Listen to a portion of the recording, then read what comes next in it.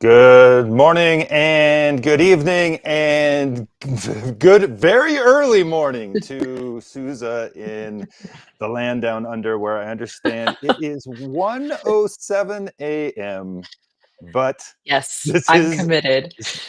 this is a global effort. This is a 24-hour, 365 nonstop world of crypto that we live in. So thanks for staying up late with us, Sousa. Always. Once again, This is like my always. favorite thing. This is like my favorite things to do every week. I'm happy to be up in the middle of the night, although I have to talk quieter because people are sleeping. Okay. So Yeah, yeah. I'm I gonna be understand it's less almost loud than normal. I'm on the other end of darkness here in the great state of New Mexico. Welcome to everyone watching around the world. It is the Something podcast once again, exploring the wonderful world of Linea. We've got some exciting stuff to cover as always coming up. I think that's our catchphrase. Excited, and we've got some folks from Lido that are, and we hope Chainlink, that are going to be joining us to talk through something coming very soon to Linea: direct staking. Cut out the bridges, cross fewer bridges, just stake directly on the protocol and start to earn yield. We'll walk through that in a few minutes. But first, if you can pop up the hub, Joe, let's walk through what's going on with Linea this week. We've got a lot more events going on this week than normal, and Susan's going to walk us through that in a minute. But first, let's see what's going on with a few tokens. Most swap tokens kind of reflecting, I think, the Linea Ignition campaign that's going to be continuing. It's been really, really successful. A lot of folks stacking some nice bags, so you can see you can get really great rewards. For example, if you pool MetaMask USD and either Tether or USDC, I may be doing that a little bit myself. Not financial advice, but if you're involved in the Linea Ignition program, you'll have probably noticed those yields as well. And we've also got a lot of people. We got 59% on the buy-in for Rex 33, that EtherX liquid staking token that does everything for you, right, Susa? It's just kind of like the obvious Yes. choice. I have And a lot of Rex so 3. I've converted all my Rex to Rex 3. yeah, if you don't have the Rex 33, then if you want to like maximize that, you got to be like active. You got to be voting every week. But you know the secret sauce of EtherX is Rex 33, and it automates all that for you. But it's still a liquid staking token that's fully tradable and liquid. So we like that. Let's see what's that. Let's head back to the main page here. It's been kind of, I feel like we were going through some of the main metrics, looking at TVL, looking at the price of some blue chip, looking at the price of ETH, and it's been kind of choppy lately. It feels like No. it's could be better, could be a lot worse, but it's just like kind of choppy and uncertain. And I feel like then we come down here to predict the future, and I think we see some of the reasons why. Been like just kind of like crazy town of like we don't know what's going on with tariffs and supply chains. The government shutdown might be the longest shutdown in history. We've got like some fragile ceasefire in the Middle East, and like war continuing in Ukraine. It's just kind of like crazy volatile times. One thing that is good about volatile times, if you're just like sitting here in a room like us, so you're up at 1 a.m, like Susie, just trying to navigate the world, is well, maybe I can place some bets on this stuff. Maybe I could, go long, go short. If you've downloaded the new MetaMask Perps app, just throwing a bone to our sister project there. But yeah, some of these are myriad markets here, and you can go and express your opinion and put your money where your mouth is, whether or not you think this really will be the longest government shutdown in the U.S. in history. Have you've been placing? I don't know if you're geo blocked in Australia for these things, but you've been putting any money down in any of these markets, Susan? Not in the, being an American right now, I feel a little embarrassed for I feel like I want to apologize to everyone more than I previously would have. So I try to not, if it's like news related, I take like a healthy break from the news. and this is included in that. So I'm not going to place any bets on anything politically or news related. That's But you know what? I should throw some bets down about like gold and ETH and stuff. Also, going back to like what you're saying about the token prices, like Bitcoin is still above 100K. Let's all be grateful for mhm. that. You know, how soon we forget that it was such a big milestone just like a couple months ago. So it does feel really choppy, but 100K is the new normal, you know? So Yeah, yeah. for Like now. I said, like it could be. We're always Well, wanting things to go parabolic in the next 10x, but could be a lot worse. The bottom could fall out.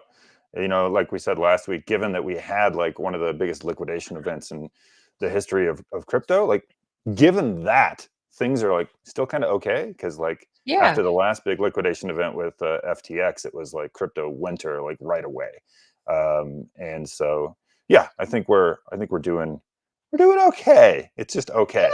Um, Yeah.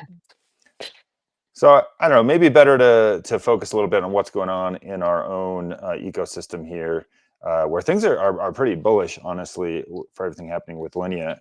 I've never seen more featured events happening at once, and you're deep in the middle of a lot of these things that are happening in the Yes. ecosystem right now. Why don't you walk us through some of these? Yeah. So, actually, can yeah, we'll do these first, and then after that, we can go to the featured, the trending dApps, then the recently launched dApps. But for the featured event, so DeGamma, I don't know if you guys have used DeGamma. It's kind of like a Google Map reviews sort of scenario where you can go around you can go on a maps view and you can find places and restaurants and then rate them. But as we know, ratings can be extreme or they can be, um, taken down if you're like, remember that whole Yelp scandal when like you found out that like restaurants could pay Yelp to like take down bad reviews. So the whole point of DeGamma is essentially like uses AI to give you more reliable reviews that are tailored to yourself, and then it can provide you with like suggested places to go, restaurants, itinerary. It's actually a uh, really cool dab. And they are having a live stream on Friday, and they're having it with Declan. So we wanted to support this app because it is such a cool one. And if you want to listen to that conversation, that should be happening tomorrow, Looks like today October my time. 24th, 3 p.m. Yeah, 3 p.m. UTC Friday. Yeah. Okay, the next one is Brevis. So if you guys don't know, which I hope you have, but Brevis is like the ZK technology behind Ignition that allows us to give out the rewards and track the rewards. Um, so they have really great ZK infra right now. They have yes, here it is, the Brevis Proving Grounds. So it's a two-part campaign. The first part, which they're on right now, is mostly like social tasks, and then later on, there's going to be a part two where you're actually going to be able to do things on chain, and essentially you interact with dApps that are using their like ZK technology. So it's just really showcasing like how many dApps are a part of their sort of like tech ecosystem. So social now, more interaction later. And then the last one that was a new one is Bungie, which just got announced actually like minutes ago. They are doing just a 24-hour campaign. So it just started, I think noon UTC. Um, and it's just going to go on for 24 hours. Essentially, if you swap any token for MUSD or Linea, it has to be $50 or more. Then you get put into a raffle to win $1,000. And they're giving away $5,000 prizes.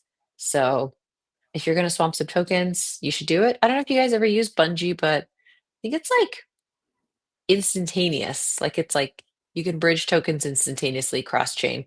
Where if you use Nice. like our bridge, it takes like 15-20 minutes. This is like I think it might be free. I don't want to say that, but I think it's like maybe free or like basically free, and it's instant. So it's a great project, and they are new on Linea, recently launched. So happy to Awesome. have them here. Yeah. So Cool. We that's got it for the events. a few other recently launched dApps. It looks like as well. I'm looking at Reactive here. Is that Yes. one of them? Yes, they actually they They do like DeFi strategies. I think right now what they have is they empower use cases like scalable DeFi strategies or blockchain-based settlement for financial institutions.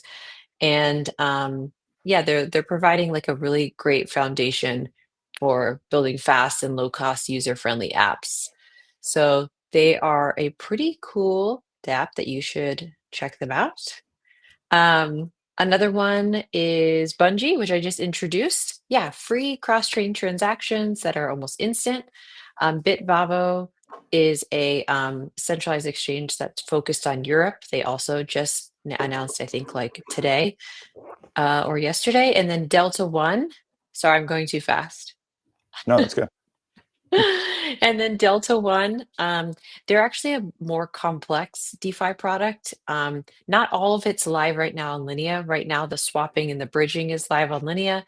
But later on, and on other chains, what you can do is you can aggregate all of your positions. So if you have multiple lending positions across Morpho and Aave and things like that, you'd be able to see them all in one place and do yield and looping strategies. But right now, it's just swapping and bridging from Delta One. So thanks for coming on, Delta One. And those are our new Awesome. recently launched apps. Yeah.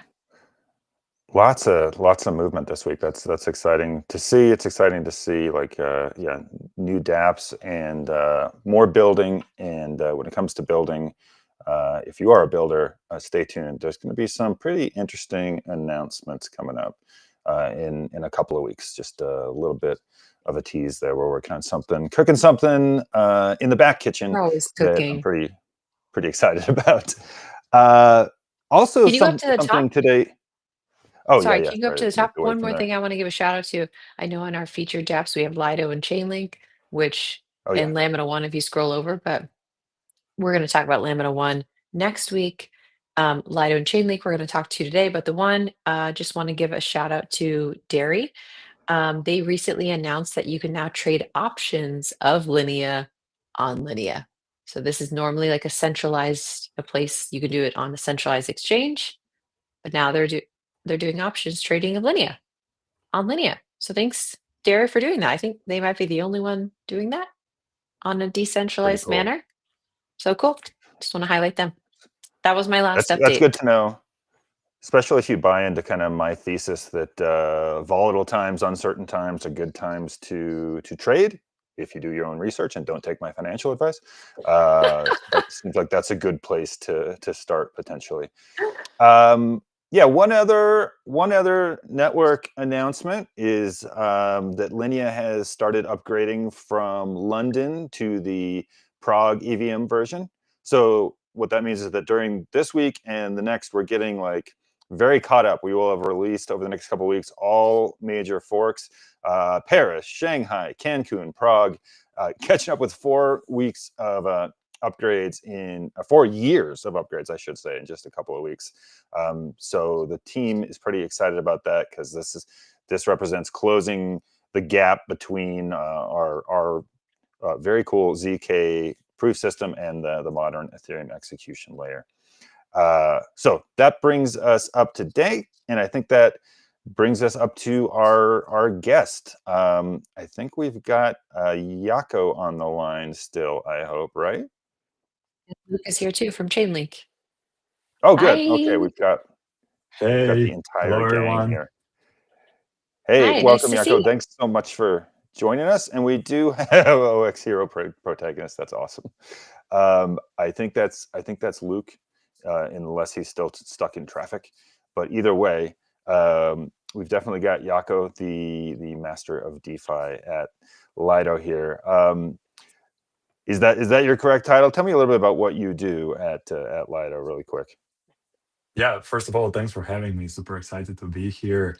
Well, Master of DeFi is basically a fancy title for somebody who is doing a lot of different things to make Repstat and Staked ETH composable within DeFi, but also accessible from by users from many different access points and many different networks. So kinda everything that makes Staked ETH good and attractive kind of falls in my bucket. Awesome. And so we had you on because you've got this exciting announcement coming up, and that is that it's been announced this week, but that Lido launched direct staking on Linea, and that's powered by Chainlink CCIP, which we've talked about on these airwaves before. Very exciting technology. But kind of give us the TLDR. So why would a user want to stake directly on Linea versus doing it on Ethereum mainnet? Yeah, so first of all, I think it's a very big thing for all three of us, meaning for Linnea, for Chainlink, and for Lido, of course. What is the difference between just having Lido on Ethereum mainnet or having Lido available through direct staking on Linnea? For users, it's definitely UX improvement. So if user wants to stake from Linnea without direct staking, he would have to take his ETH, withdraw it to Ethereum mainnet, go there to Lido protocol, stake, and then bridge funds back, which is like 5-6 step process if you include every single transaction that you have to do, which means that the friction is quite big. So of course we have secondary market only now, so users are able to go and there buy like rep stake ETH. So that's one option, but it's not always the best option if you have. For example, some price deviations, since we are talking about secondary markets, then maybe you would want to get a real exchange rate from Ethereum mainnet, or maybe you would like to, explore an arbitrage opportunity and get Repstat on a discount and sell it with a premium. So basically, you just have more optionality as a user with this direct staking integration. So how the flow works is. You come to the interface, you input how much ETH do you want to stake to Lido, and then depending on the size, you will be offered essentially two options. There is a fast stake option or quick stake option, which immediately atomically gives you the exact number of Repstat represented by the exchange rate from Lido Ethereum mainnet contract. This rate is transferred using Chainlink CCIP bridge. Or if you would like to stake amount that cannot be handled using a fast stake, you will still be covered because then the system will utilize actual like shuttling design.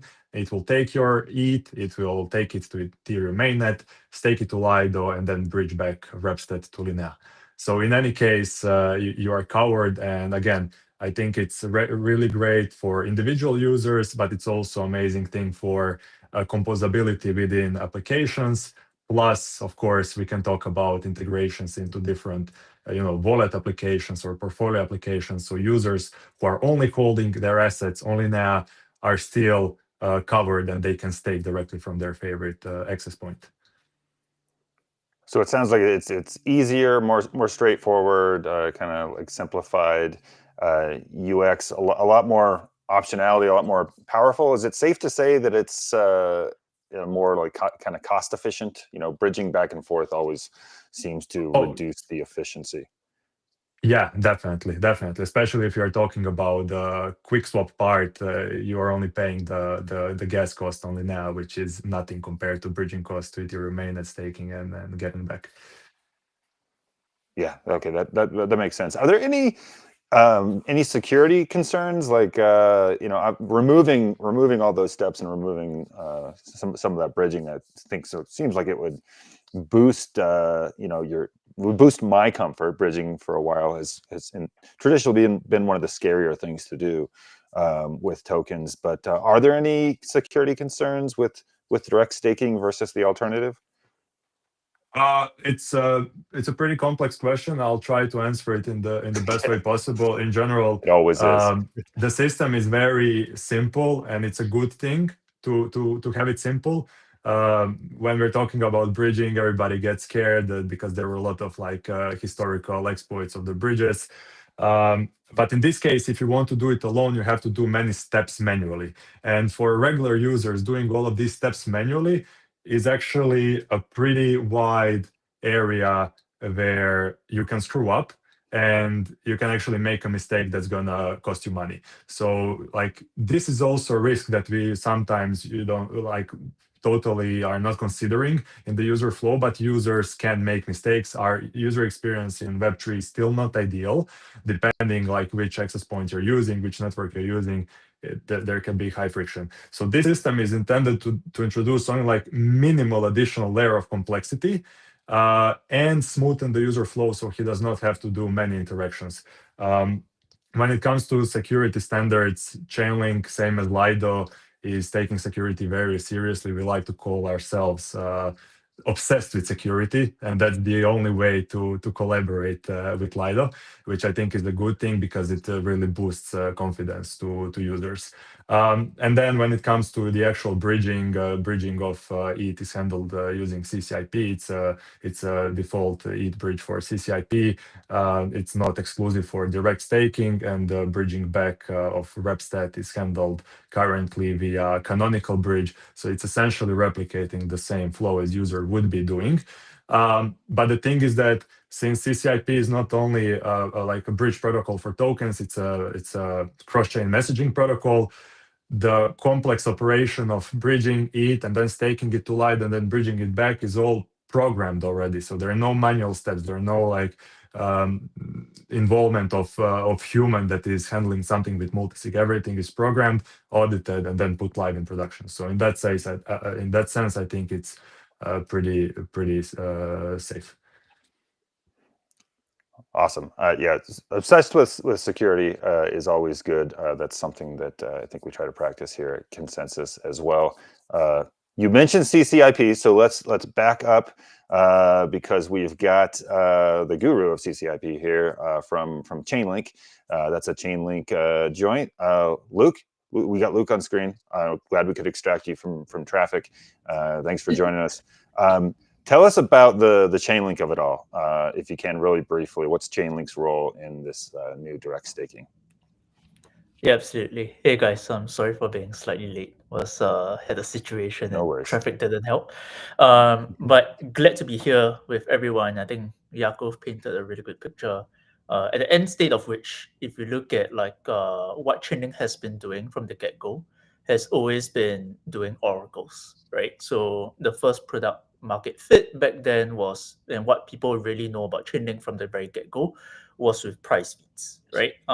So we have been working alongside Lido since we went live on Ethereum mainnet in 2019, and that's where we supported across building like Repstic ETH price feeds to support them across DeFi integrations, right? And then obviously from 2021, right, that's where you see many different new chains pop up, right? Obviously trying to solve the Ethereum scalability issues, right, that we have seen in the previous past. And like that's really where cross-chain becomes really important. We have been working on CCIP since really 2020 itself, where we first kind of started speaking about CCIP. So we've been building this for almost 5 years right now, right? The key the key principle that we have is we see cross-chain as an extension of the Oracle problem, right? And how do you enable token transfer, but also messaging to be done? So when applications start building and they have like interfaces across different chains, how do we abstract user experience flow? And I think this has been something that our industry has been talking about for the longest time, right? Where it's just not easy for mainstream users to come in and get exposure. And that's really why you see DeFi adoption, right, relative to, for example, like centralized exchange, hasn't really like grew that significantly beyond our current user base if you're talking about like monthly active users. And what we have been brainstorming and working alongside with Lido from the get-go is solve real-world problems. So in this case, Lido has been by far basically the industry leader in enabling users to get like a liquid stake version of ETH, and basically kind of like a cornerstone of DeFi.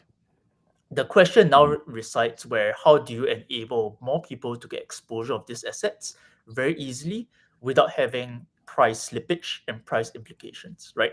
So one of the key problem statements back then was largely Repstic ETH is already present on Linear, is already present on other chains. But really, there's only two ways for users to get this Repstick ETH. Most people want a one-click solution, meaning they want to buy it through like a DEX, right? But then the problem is you can do it in small amounts. But once you hit a certain size, if there's no liquidity, then you really hit price slippage. Then it gets like a really bad user experience, right? So we have been finding ways to solve this problem, but allowing people not having to go through like a 3-4 step process, which Yako was mentioning, but do it in a single step, but also being able to move with size. And CCIP really, if you think of like most what you term as bridges out there, we like to see CCIP not as a bridge, right? Because people think of bridge, they really just think of how do I send tokens from one chain to the other. We like to think, and our vision has always been, how do we enable developers to build the best UX experience of applications, but abstract all the complexities to away from the end user base. That means not having to have gas tokens on Ethereum. Let's say they are a native user directly on Linear, right? I don't need to have gas tokens like ETH on mainnet. I can do and pay for this entire transaction flow in one single transaction directly on Linear. And that's really what we are trying to solve. CCIP, you can think of it as an abstracted tool, send instructions from one chain to the other chain. So in this case, it's bridging ETH, but also instructing, hey, I want you to stick this ETH into Lido staking contract on Ethereum. And once you get the Repstick ETH on Ethereum, I want you then to bridge it back over to Linear. So it's really a one-step flow for the end user, but abstracting away any like a bad user experience if, let's say, they have price slippage.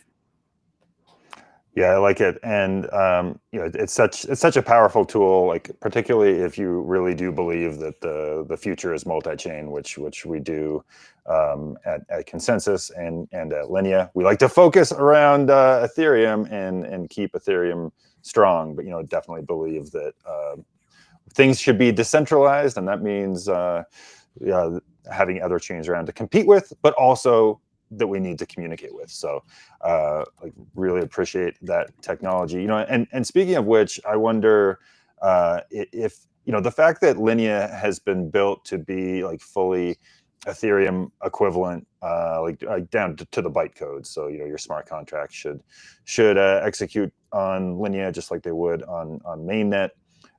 That's kind of been our North Star. Does that make this any easier when you're like dealing with something like trying to work out direct staking or working with CCIP? Is that a bonus at all, or does it remove any headaches? On my end, I think it's mainly on the trust assumptions, right? So you can tell like users out there, like basically when you interact with direct staking or you interact in this particular flow, right, on Linear, it is fully secured by Ethereum underlying block consensus, right? And then of course, for the bridging transaction side of house, the way that CCIP works is we don't take any chain finality risks, right? So when we execute transactions, there's basically dozens of different node operators. They will all need to run full nodes on Ethereum as well, right? And that's the underlying trust assumption at the end state of like why we have spent 5 years building this, and we have taken security as like non-negotiable, right? In terms of bridging. So in this case, you would see like most bridges out there, they typically have like external parties. Either your trust assumption is like 1 or max roughly like 10 parties, right? But underlying which some of them take trust assumptions, right? So for example, like they don't wait for the chain to be finalized, right? For the block to be rolled up on Ethereum and wait for Ethereum finality. And this is something that CCIP does. So it's easier to convey to end users when you interact with this particular function. You're really not having additional trust assumptions. There's no risk of, let's say, having situations where I click on the user flow, suddenly my funds will get lost, right? Because let's say there's a blockchain reorg that happens on Ethereum, right? Suddenly my transaction didn't happen, right? So I think those are situations that, at least on the communication standpoint, when people want to transfer like large quantums of amount, right? This is something that it's a lot easier to give them confidence in. Appreciate that. Well, Jaco, we've got from what I understand, the direct staking on Linea smart contracts are deployed. The liquidity is there, I think. And this is going to be rolling out to a few different dApps pretty soon. Tell us a little bit more about where people will be able to stake directly on Lido on Linea. Yeah, Eric, that's correct. So the smart contracts are live. Everything is ready for integrations. We'll have a initial rollout on 3 different user interfaces, XSwap, Interport, and OpenOcean. But the story doesn't end there because, as I previously mentioned during this podcast, this thing works programmatically, which means that protocols only now can integrate this flow to utilize the direct staking rails. And also we'll be working with other wallets and other portfolio applications to integrate staking from Linea directly. We can also consider one very good use case, adding custom routes for DEX aggregators. I think that's something that people are usually not thinking about, but on Ethereum mainnet, it's actually quite popular feature. DEX aggregators are making this black box for users, but essentially staking can just be another route, and then DEX aggregator can find what's the best price. If the best price currently is using direct staking, the ETH automatically goes there. So these are just few examples, but obviously, since it is a permissionless protocol, we can expect people to come up with even more cool ideas. I didn't Awesome. think Well, about the we look forward to aggregating it. that. That's a really good idea. Someone should build that. Aggregating staking up between different protocols. 100%. Well, thanks so much to both of you, Luke, Jaco, for coming on and explaining all this to us. And we look forward to some of those implementations and what people will build on top of it, like you were saying. And thank you, of course, to Souza for staying up very, very late Sorry, I'm to quiet. hang out with us. And it's late there, and kids are sleeping, so totally understand. That's it for this week. We'll be back next week with much more. The next few weeks and months are going to be exciting. We're going to wrap up 2025 with quite a bang. So stay tuned, stay on chain, and stay excited. Thank you, producer Joe. Thanks, Joe. Thank you, guys. Bye, y'all.